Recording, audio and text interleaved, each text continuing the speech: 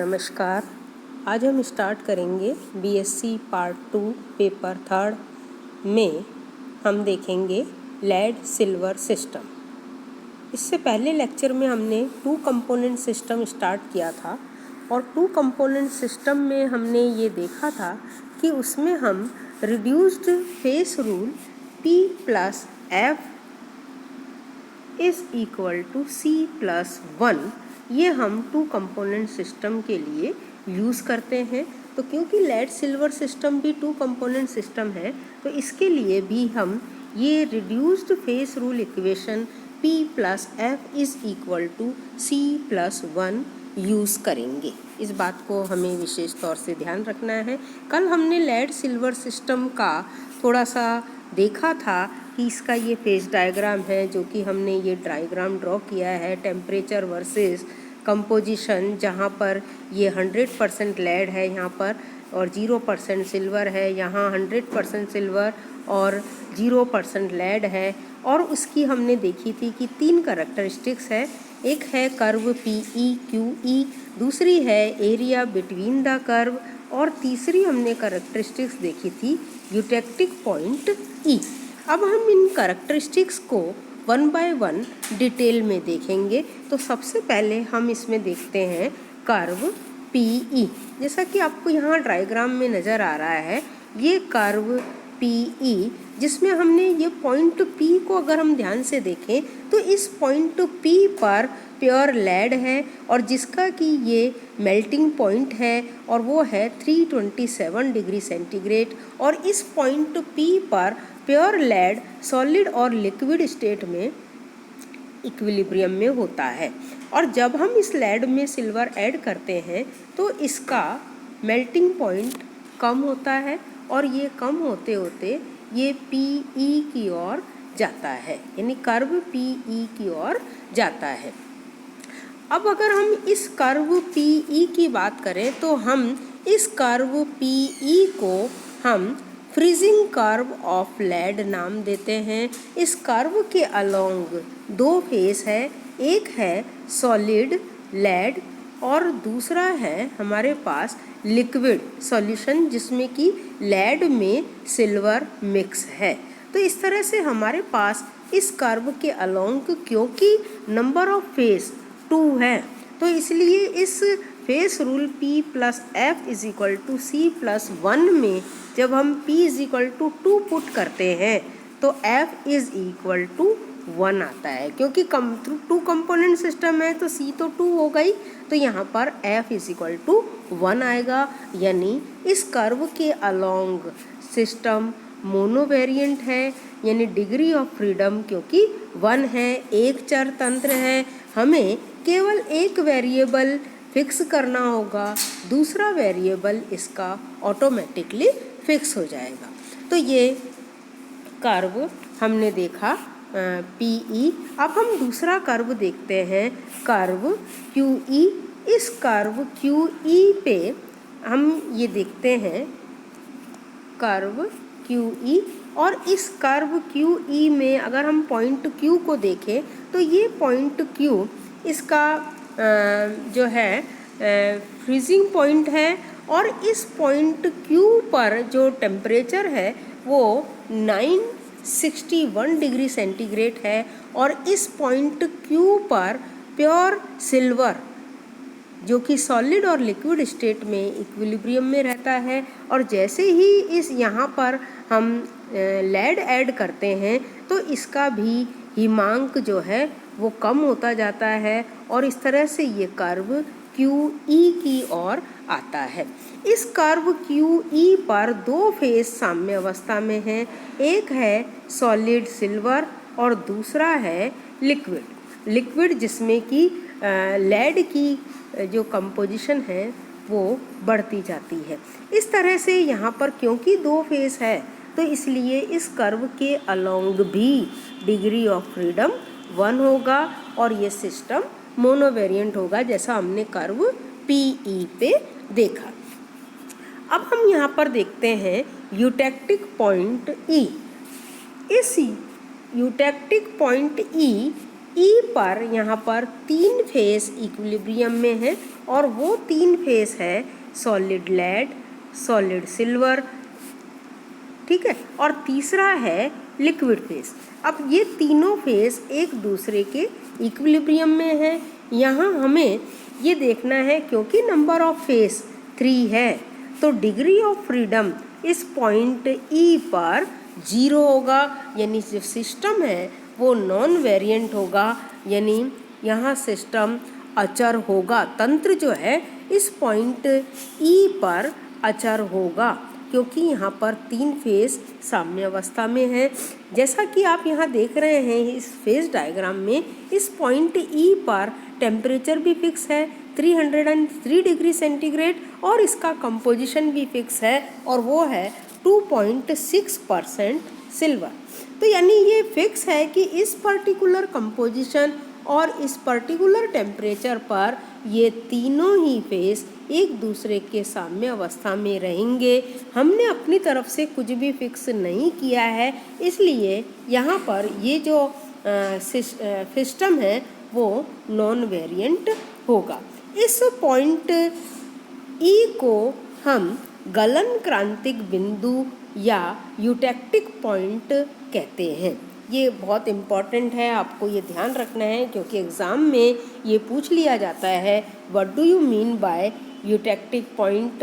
1 number का question आता है कि गलन क्रांतिक बिंदु से आप क्या समझते हैं, तो आपको ये समझाना होगा कि ये गलन क्रांतिक बिंदु ये होता है। यानी इस ताप, यदि इस ताप में या संगठन में परिवर्तन हम करें तो इनमें से इन जो 3 प्रावस्थाएं हैं इनमें से कोई एक प्रावस्था लुप्त हो जाएगी और ताप कम और अगर हम करते हैं 303 से और भी कम करते हैं तो ये पूरा द्रव जो है वो ठोस में परिवर्तित हो जाएगा।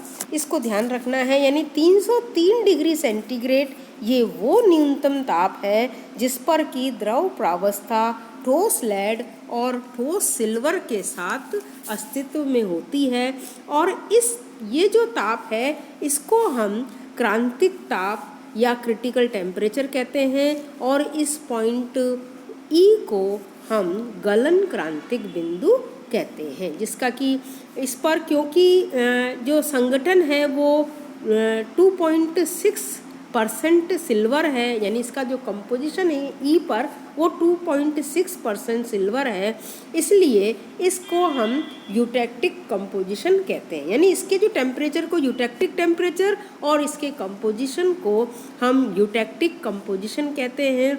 और यहाँ पर क्योंकि 2.6% लेड है, इसका सिल्वर है, इसका मतलब लेड कितना हुआ 94.4% लेड हुआ और इन दोनों का जो मिश्रण है वो कहलाता है यूटेक्टिक मिश्रण, या जिसे हिंदी में हम गलन क्रांतिक मिश्रण कहते हैं, जिसका कि गलनांक 303 डिग्री सेंटीग्रेड है। इसको आपको इसलिए ध्यान से समझना है। अब हम देखते हैं एरिया PAE एंड QBE। देखिए यहाँ इस फेज डायग्राम में देखिए हम जो देख रहे हैं ये एरिया, एक तो ये वाला देख रहे हैं PEA और दूसरा हम देख रहे हैं QEB। इस एरिया में आप ध्यान से देखिए, चाहे हम ये QEB एरिया देखें तो इस एरिया के अंदर 2 फेस साम्यावस्था में है, एक है लिक्विड और दूसरा है सॉलिड सिल्वर। इसी तरह से ये एरिया PEA अगर हम देखें तो इस एरिया के अंदर भी 2 फेस लिक्विड और दूसरा सॉलिड लेड, ये इक्विलिब्रियम में है, यानी 2 फेस है इस एरिया के अंदर। तो वैसे अगर हम reduced phase rule P + F = C+1 में P = 2 पुट करें तो हमारा F = 1 आएगा। यानी यहाँ इस एरिया के अंदर भी सिस्टम मोनोवेरिएंट होगा, यानी तंत्र एक चर होगा। और अब इसको हम समझने के लिए हम यहाँ पर देखते हैं कि देखिए इस एरिया के अंदर कि अब सिस्टम एक चर है, इसका मतलब किसी एक पॉइंट पर अगर हमें सिस्टम को डिफाइन करना है तो इसका मतलब हमें केवल एक वेरिएबल फिक्स करना होगा, दूसरा वेरिएबल ऑटोमेटिकली फिक्स हो जाएगा। तो इसके लिए, इसको समझने के लिए हम यहाँ पर देखिए, ध्यान से देखिए, हम इसको समझते हैं कैसे। देखिए यहाँ पर इस, क्योंकि दो प्रावस्थाएं हैं, सिस्टम हम मोनोवेरिएंट कह रहे हैं, तो द्रव प्रावस्था का संगठन हम उस बिंदु से एक क्षैतिज रेखा खींचकर और हम इसका संगठन ज्ञात करते हैं। तो देखिए इस क्षैतिज रेखा को हम टाई लाइन कहते हैं, इसको ध्यान से रखना है, इसको टाई लाइन या टाई रेखा कहते हैं, जो कि इस एरिया QEB में ये टाई लाइन हमने ड्रॉ की है, ZRT, ये टाई लाइन हमने ड्रॉ की है। और ये जो टाई लाइन हमने ड्रॉ की है वो ये टेम्परेचर T है ना, बिंदु पर ये टाई लाइन काट रही है। और इसमें जो है ये एक तो ये कर्व QE में ये Z पर काट रही है, और कर्व QB में, लाइन QB में ये T पर ये काट रही है। और इसमें इस टाई लाइन में यह बिंदु R पर अगर हमें इसका संगठन ज्ञात करना है तो हम ये टाई लाइन ड्रॉ करके हम इसका संगठन ज्ञात कर सकते हैं। यानी बिंदु इस R पर ठोस, रजत और N संगठन के द्रव का अनुपात निम्न प्रकार से होगा। देखिए हम इसको लिखेंगे, ठोस रजत यानी solid silver divided by liquid is equal to, ये होगा ZR डिवाइडेड बाय RT। इस इक्वेशन से हम इसका संगठन ज्ञात करेंगे, जो कि आपको हमने नोट्स में बता रखे हैं। इस तरह से हम इसका संगठन, ये टाई लाइन ड्रॉ करके और हम इसका संगठन ज्ञात करेंगे। तो ये आपको ध्यान में रखना है कि हम यहाँ पर इसको, ये देखिए, ये क्योंकि ये वाला वक्र जो है ये लिक्विडस वक्र कहलाता है और ये सॉलिडस वक्र कहलाता है। यानी ये लिक्विडस वक्र और सॉलिडस वक्र पे हम ये टाई लाइन ड्रॉ करके और हम किसी भी पर्टिकुलर टेम्परेचर पर हम इसका कंपोजिशन डिटरमाइन कर सकते हैं।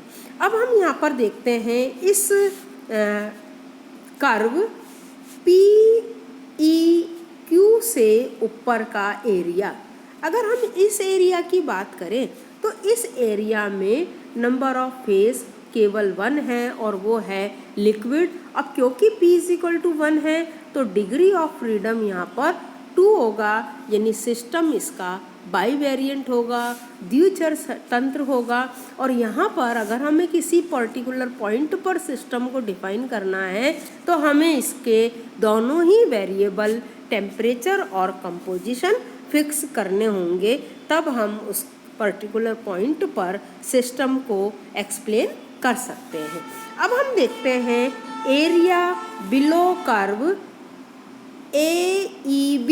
यहाँ आप देख रहे हैं ना ग्राफ में, ये जो कर्व है AEB से नीचे का जो एरिया है, इस एरिया को हम ध्यान से देखें तो देखिए इस एरिया में हमारे पास 2 फेस है। 2 फेस क्या नज़र आ रहे हैं आपको? देखिए यहाँ पर डॉटेड लाइन से ये एक एरिया अलग हो रखा है। तो ये जो डॉटेड लाइन से ये एरिया है, यहाँ पर हमें क्या दिख रहा है? Solid lead plus eutectic. यहाँ हमें दिख रहा है सॉलिड सिल्वर और यूटेक्टिक। और हम ये जानते हैं कि यूटेक्टिक मिक्सचर में हमारे पास क्या है? सॉलिड सिल्वर और सॉलिड लेड, उनके क्रिस्टल्स। तो यानी अगर हम इस एरिया की बात करें तो इस एरिया में हमारे पास टोटल 2 फेस है और 2 आकार के क्रिस्टल है देखा जाए तो। और वो ये है सॉलिड सिल्वर और लेड के बड़े क्रिस्टल और सॉलिड सिल्वर और लेड के छोटे क्रिस्टल। इस तरह से हमारे पास टोटल यहाँ पर 2 फेस है और उन 2 फेस की वजह से यहाँ पर भी सिस्टम कैसा होगा? क्योंकि P=2 है तो सिस्टम यहाँ पर भी मोनोवेरिएंट होगा, यानी F यहाँ पर 1 होगा, एक चर तंत्र होगा। तो इस तरह से हमें इन चीज़ों का विशेष तौर से ध्यान रखना होगा। अब हम यहाँ पर एक लाइन ड्रॉ करते हैं जैसे अगर हम इस पर्टिकुलर टेम्परेचर पर, ये देखिए यहाँ पर इस कर्व AEB से अबव का क्षेत्र हमने ले लिया, यहाँ पर पॉइंट K ले लिया और पॉइंट K पर टेम्परेचर फिक्स करके हमने एक सीधी रेखा इसकी खींची है जिसको हमने KLMN से दर्शाया है। अगर हम पॉइंट K की बात करें तो इस पॉइंट K पर हमारे पास प्योर सिल्वर सॉलिड लेड है, इस पॉइंट K पर क्या है, सॉलिड लेड है। और इस पॉइंट K से जब हम इसका कंपोजिशन बढ़ाते हैं यानी इस प्योर लेड में सिल्वर ऐड करते हैं तो ये K से L की ओर जाता है। यहाँ पर हमें दो फेस दिखते हैं, लिक्विड और सॉलिड लेड, यानी सिस्टम मोनोवेरिएंट हो जाएगा। L पर भी आकर हमें दो फेस नज़र आ रहे हैं, लिक्विड और सॉलिड लेड। और L से जैसे ही हम आगे बढ़ते हैं यहाँ पर केवल एक फेस है और वो है लिक्विड, और सिस्टम बाई वेरिएंट है। M पर आते हैं तो वापस दो फेस आ जाते हैं, लिक्विड और सॉलिड सिल्वर, और फिर M से आगे भी हमारे पास दो फेस है। और इस तरह से ये सिस्टम यहाँ पर जो है, यहाँ पर भी ये सिस्टम मोनो वेरिएंट ही होगा। और यहाँ M से N की ओर बढ़ने पर द्रव की मात्रा कम और ठोस रजत की मात्रा बढ़ती जाती है, और यहाँ N पर आकर हमारे पास ठोस रजत ही रह जाता है। तो ये इसका हमें सिग्निफिकेंस भी हम कह सकते हैं कि ये इस कर्व का सिग्निफिकेंस है। और अब हम देखते हैं विरजतीकरण या desilverization of lead. This is important, ध्यान रखना, ये एग्ज़ाम में आता है कि विरजतीकरण क्या होता है या डीसिल्वराइजेशन ऑफ लेड क्या होता है, इसको आपको ध्यान से समझना है। देखिए यहाँ पॉइंट A है और इस पॉइंट A को अगर हम ध्यान से देखें तो इस पॉइंट A पर केवल एक प्रावस्था है और वो है द्रव।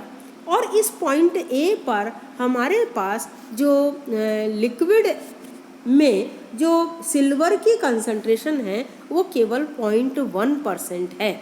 और जब हम इसका कंपोजिशन फिक्स करके जब हम इसका टेम्परेचर कम करते हैं तो ये A से B की ओर आता है। यहाँ कर्व में देख रहे हैं ना, ये पॉइंट A है, ये टेम्परेचर अगर हमने कम किया तो A से B की ओर आया। जैसे ही पॉइंट B पर आता है दो प्रावस्थाएं आ जाती है, सॉलिड लेड और लिक्विड।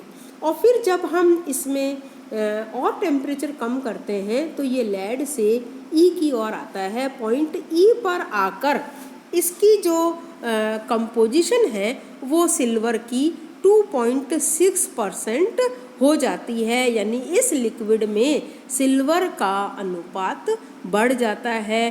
तो जहां हमने देखा इस पॉइंट A पर सिल्वर का अनुपात केवल 0.1% था और पॉइंट E पर आकर इसका अनुपात 2.6% हो जाता है। तो इस प्रक्रिया को हम रजत का शीशे का विरजतीकरण कहते हैं, या जिसे हम डीसिल्वराइजेशन ऑफ लेड कहते हैं। Thank you.